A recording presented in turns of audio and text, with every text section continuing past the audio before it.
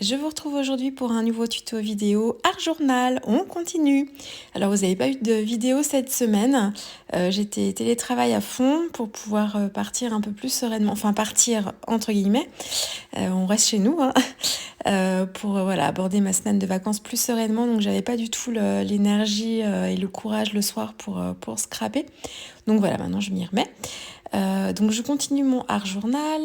Alors j'ai fait ce week-end une double page pour la fée du scrap que vous allez retrouver sur sa chaîne YouTube lundi. Donc là j'entame ma 3e page. Vous allez voir, je l'assume pas totalement celle-ci, mais au moins je sors de ma zone de confort complètement. Celle que vous verrez lundi, c'est dans les couleurs utilisées. Voilà, c'est pas des couleurs que j'utilise beaucoup, enfin pas autant.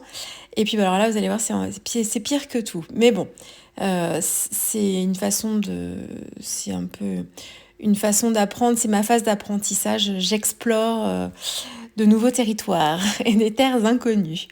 Alors, je vais me servir, je vais continuer à scraper à la suite de mon feuillet là, donc j'avais une double page, donc je continue sur la même lancée. Je protège avec un papier brouillon et du masking tape en fait la page que j'ai déjà travaillée parce que je veux pas la voir salir par des encres ou autres. Et du coup je protège aussi le verso. Alors, je protège pas le verso de la page sur laquelle je vais travailler parce elle est blanche et qu'au pire, même si elle est tachée, j'arriverai toujours avec une couche de gesso par-dessus à régler le problème. Alors que voilà, si je fais des taches sur mes pages qui sont déjà travaillées, là, ça m'embête plus. Donc voilà, donc je protège au recto, je protège au verso. Et je voulais essayer les peintures acryliques. Alors, j'ai pas de peinture acrylique à part un tube d'acrylique blanc. Par contre, j'avais reçu en échantillon, alors j'avais dû faire une commande au Géant des Beaux-Arts, je pense, et il m'avait envoyé des échantillons de papier, je me rappelle, de papier Canson ou Fabriano, peut-être même Fabriano, et un échantillon comme ça de peinture acrylique. Donc là, c'est un bleu. C'est un peu comme le China, le Brook China là des oxydes, hein, Broken China. Ça ressemble un petit peu. Donc voilà, c'est vraiment pour m'essayer à cette technique d'acrylique. C'était la couleur que j'avais. Et puis bon, le bleu, ça va encore. Je travaille les bleus assez souvent. Ça aurait été un orange. Acrylique orange, c'est voilà, ou acrylique violet, c'est des couleurs que j'utilise pas beaucoup. Donc en aquarelle, à la limite, pas de souci. Après, c'est pas des couleurs que j'aime pas, hein, c'est des couleurs, j'aime toutes les couleurs, il n'y a pas de souci, mais c'est vraiment, on a des habitudes de travail. Donc voilà, bon là c'était un bleu plutôt passe-partout, donc voilà, j'ai travaillé avec cette couleur-là. Et alors j'ai regardé des vidéos de youtubeuses américaines ou anglaises, j'ai un doute, je ne sais pas. Et il y en a une en fait qui travaille beaucoup avec les produits All & Create et qui avait fait une carte avec donc les acryliques comme ça et pour faire un petit peu un fondu ou atténuer la couleur de son acrylique, elle mettait du blanc et elle appliquait tout ça avec les blending tools. Alors, moi, je pense que j'aurais dû mettre une couche de gesso avant sur le fond de ma page. Je pense que ça aurait facilité le travail parce que mon papier aquarelle devait boire quand même pas mal l'acrylique, même si l'acrylique, on n'est pas sur de l'aquarelle, hein. Mais je pense que là, en termes de technique, c'est pas forcément la meilleure des techniques. Bon, moi, c'est ce que j'ai fait là, mais je vous dis, hein, j'explore au fur et à mesure. Et donc, ouais, cette scrapeuse, elle utilisait ce blending tool pour appliquer son acrylique. Et en fait, mon blending tool, du coup, j'ai sacrifié une mousse parce qu'elle s'est complètement décollée de son support. Donc, je pense franchement que j'ai pas dû appliquer la bonne méthode. Et la scrapeuse dont je parle, là, je sais pas comment elle s'appelle, hein. Faudrait que je vous retrouve son nom. Je me rappelle plus si elle avait mis du gesso avant sur sa page ou pas, hein. Je suis incapable de vous dire. Enfin bon bref, je suis pas trop mécontente de mon fond. Par contre, c'est un fond qui est très coloré. Et alors moi, autant les fonds colorés à l'aquarelle, ça me va parce que c'est tout doux. Là, c'est flashy quand même, hein. Donc je vous dis, hein, j'assume à moitié. Je suis pas du tout dans ma zone de confort. Là, je vais travailler en ton sur ton. Donc j'essaye d'aller du plus clair au plus foncé. Donc là, j'ai utilisé une encre toute douce. C'est la Broken China d'ailleurs. Je vais mettre la lumière parce que je vois rien. Hop, pardon. Voilà. Oui, ça doit être la Broken China que j'ai utilisée en premier. J'ai mon nuancier sous les yeux, c'est plus simple. Oui, c'est ça. Ensuite, avec le pochoir lettres et chiffres, j'ai utilisé l'oxyde Mermaid Lagoon. Vous êtes beaucoup à me demander les différentes encres que j'utilise et les couleurs que j'utilise. C'est vrai que sur les oxydes, j'enregistre ma voix, là, j'ai pas toujours mes encres avec moi ou mon nuancier avec moi. Donc j'ai une vague idée des couleurs avec les noms. Je vous dis à chaque fois, c'est un truc qui ressemble à ça. Mais, et je vous mets pas toujours les liens, c'est vrai, vers les couleurs de ces oxydes-là. Bon, là, j'ai le nuancier sous les yeux, j'essaye de faire les choses bien. Donc, le Mermaid, je vous l'ai dit. Ensuite, là, je suis sur une couleur un peu plus foncée et je suis passée au Salty Ocean. J'essaye de mettre l'accent. Donc là, c'est un bleu qui se voit un peu plus.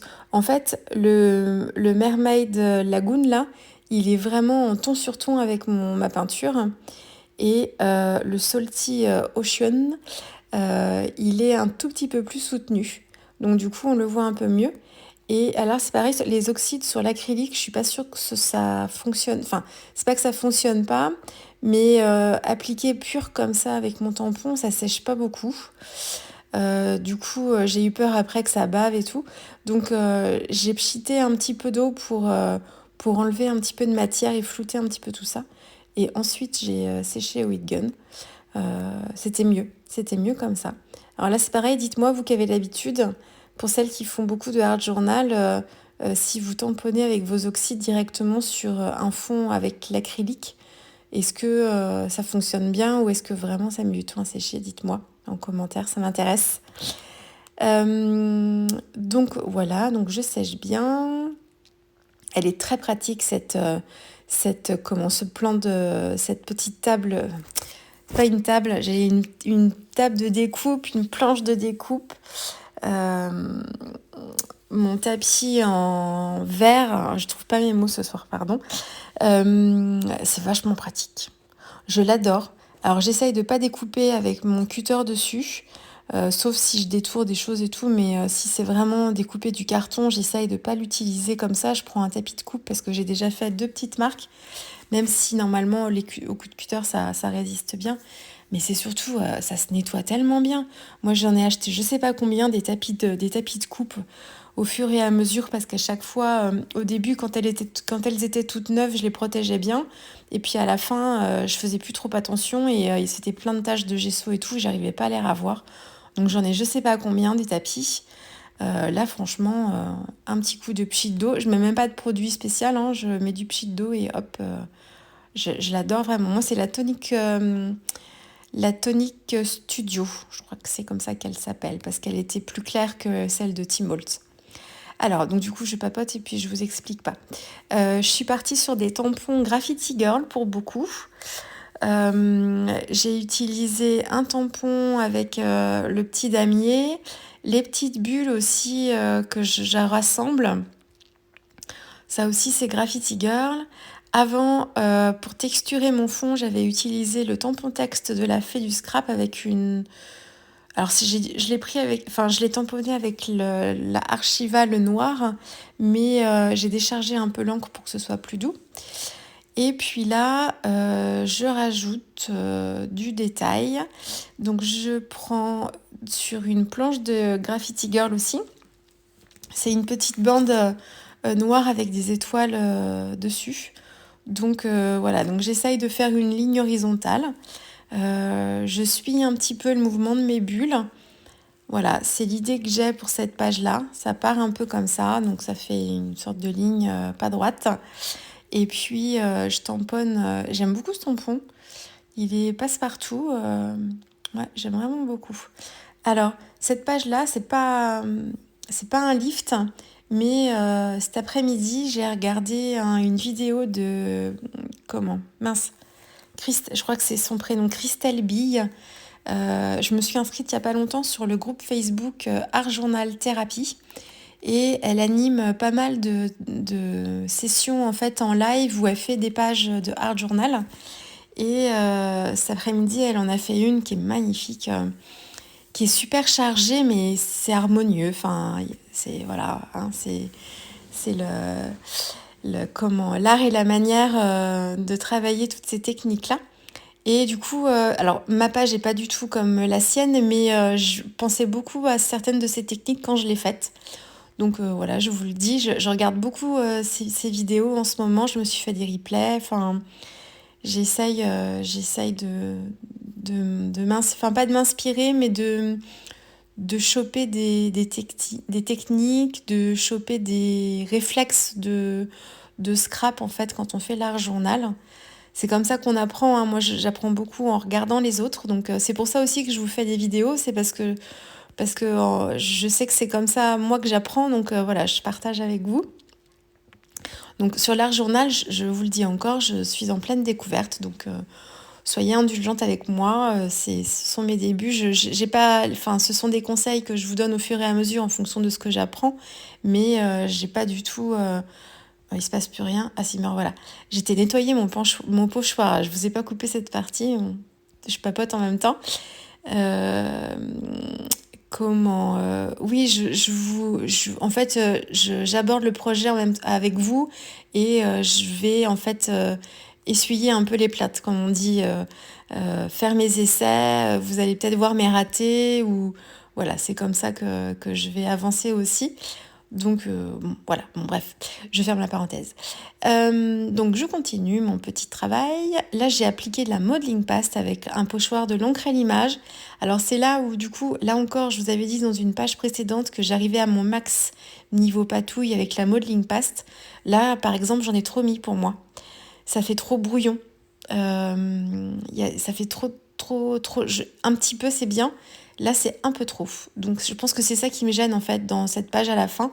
Même si elle me déplaît pas, hein. Je vous la montrerai pas sinon, si globalement elle me plaisait pas ou si je la trouvais vraiment, vraiment ratée. Mais je trouve que pour moi, il y a trop de modeling pas voilà, on cache un peu. Il aurait fallu que je rééquilibre après, mais ça, je sais pas encore trop faire. Donc, je la regarde devant moi, là, de loin, et je me dis que faut que je m'habitue. Voilà, il faut que je m'habitue. Bref, donc je continue. Alors là, j'ai tamponné un motif de tampon de Graffiti Girl encore. On est tout à fait dans le thème, hein. Je l'ai juste tamponné avec de la Versafine noire sur un papier aquarelle, c'est le Mix Média de Canson. Donc c'est un papier plus fin, hein, ça je vous en avais déjà parlé. Et là je fais le contour de mon tampon, fin de ma découpe, avec un Posca noir pour que ça ressorte mieux, qu'on voit pas le contour blanc en fait de mon papier. Et je réfléchis à ce que je vais mettre par-dessus, par en dessous, et ça manque de... C'est là aussi où on voit quand je fais des pages de scrap, j'ai des habitudes. Je travaille mon fond, je texturise mon fond, éventuellement quelques papiers imprimés, j'ai ma photo, et tout s'argumente autour de ma photo. J'ai un titre, souvent c'est un die avec un mot. J'ai une petite étiquette ou un petit tamponnage de texte, de phrases juste que je mets juste en dessous, des dots et quelques tâches, et puis voilà, ma page elle est faite. Quelques feuillages parce que voilà, un peu de paillettes et puis c'est bon. Et c'est vrai que j'ai tellement l'habitude de faire ça comme ça que mes pages, à la limite, elles viennent vite parce que je retombe toujours un peu dans mes habitudes. Alors que là, j'ai pas de photos, j'ai pas d'ail, je pourrais en utiliser, mais c'est pas l'esprit que je veux là pour l'instant. J'ai pas de photos, donc il y a pas de. Si je veux un titre ou quoi que ce soit, il faut que j'exprime en fait un sentiment et une émotion. Il faut que je raconte quelque chose avec les décos et les embellissements que j'aurais choisis, les tampons que j'aurais choisis. Mais c'est pas ma photo qui va transmettre en fait une émotion. C'est toute ma création, comme un tableau. C'est vrai, ça fait un peu ça. Et du coup, c'est pas du tout le même cheminement, le même processus créatif. Et là, du coup, voilà, j'étais en train de chercher ce que j'allais mettre en plus. Il fallait que je rapporte des touches de blanc pour illuminer un petit peu l'ensemble, que je trouvais trop terne. Il y avait trop de couleurs. Il y en a qu'une, c'est que du bleu. Mais vous voyez, c'était trop chargé. Donc voilà, donc j'ai tamponné dans la même planche de tampons de Graffiti Girl, où il y a Art là. Vous avez aussi des bombes de peinture. Du coup, voilà, j'en ai tamponné avec les différentes encres que j'ai utilisées pour mon fond là, avec les pochoirs. Et je suis venue en fait les placer juste en dessous mon titre Art. Et du coup, pour faire un effet de symétrie, je vais appliquer le même détourage de tampons dans les mêmes couleurs avec en tête haut de la bouteille baissée. Voilà, je fais une petite superposition et ça fait un petit rappel comme ça, je trouve ça sympa. J'ai hésité à en mettre en bas de ma page, mais je trouvais que ça renforçait encore un peu plus le côté diagonal et on l'a bien déjà comme ça. Vous voyez, là, j'essaye de voir. Ça aurait pas été mal non plus, mais bon, je trouvais que c'était un peu superflu. Ensuite, je continue. Je voulais en fait faire comme des éclaboussures, comme si on pchitait avec les bombes de peinture. Et du coup, là, j'ai pris un petit tampon étoile de Show and Flower. Et voilà, je les ai placées, les étoiles, près de la sortie de mes sprays, là, comme si on pchitait des étoiles. C'est mon côté poétique. Voilà, donc je l'ai fait pour les différentes bouteilles. Donc voilà, donc je l'ai appliqué le tampon juste avec... j'ai pas pris de plaque acrylique, je veux pas quelque chose de bien défini. Donc c'est avec le doigt, je mets d'abord de l'encre archivale et ensuite je tamponne proche des bouteilles pour que ça fasse comme un pchit d'étoile. Ensuite, je vais mettre des petites gouttes de Posca blanc. Donc ça aussi, c'est des choses que j'ai vues dans plusieurs vidéos, que ce soit Christelle B ou d'autres scrapeuses qui utilisent beaucoup cette technique-là aussi. Moi, d'habitude, je prends du gesso dilué avec de l'eau et que j'utilise avec un pinceau. Là, c'est beaucoup plus rapide, je trouve, avec le crayon. Après, on ne fait pas des grosses gouttes non plus, hein. Enfin, du moins, moi, j'ai pas réussi à en faire des grosses, mais ça apporte un peu de lumière, puis ça va plus vite. Donc voilà, j'ai enlevé mon papier de protection pour voir un petit peu à quoi ça ressemblait. Et puis là encore, je croyais avoir fini, donc j'ai mis mes dots. Mais encore une fois n'est pas coutume. Encore une fois, j'ai pas fini en fait, puisque là vous le verrez même pas filmé. Parce que j'ai mis ma page à côté de moi là une fois que j'ai terminé pour la regarder de temps en temps, parce qu'il me manquait quelque chose et du coup je suis venue faire un cadre tout autour de ma page avec le crayon Posca noir. Donc j'ai fait 3 traits, vous les verrez après sur les photos. Et je suis venue, là vous la voyez d'un petit peu plus près. Et je suis venue aussi travailler voilà, mes ronds avec le Posca blanc pour apporter un petit peu de volume et un petit peu de lumière. Donc vous voyez l'encadrement, vous allez le voir qu'à la fin. J'ai fait 3 fois le tour en fait avec un trait de crayon, là vous les voyez. Voilà, pour finir un peu l'ensemble, que ce soit un peu plus sympa et apporter voilà, des petites touches de noir. Voilà, je m'arrête là pour aujourd'hui. Et puis si vous voulez voir une deuxième page de mon art journal, enfin une troisième, une quatrième même, c'est demain sur la chaîne YouTube de la Fête du Scrap. Allez, à très vite, au revoir.